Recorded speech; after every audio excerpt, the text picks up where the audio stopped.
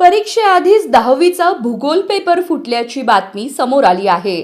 सोलापूर जिल्ह्यातल्या सांगोल्यामध्ये 10वीच्या भूगोल पेपरची चोरी झाली।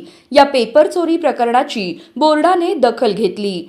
या प्रकरणाच्या तपासासाठी बोर्डाचे अधिकारी सांगोल्याला तात्काळ रवाना झाले आहेत।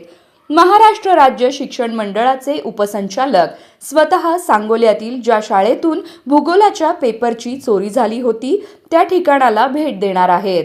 सोलापुरातील सांगोल्यामध्ये असलेल्या सांगोला विद्यामंदिर प्रशालेतून भूगोलाच्या तब्बल 50 प्रश्नपत्रिका चोरीला गेल्या होत्या।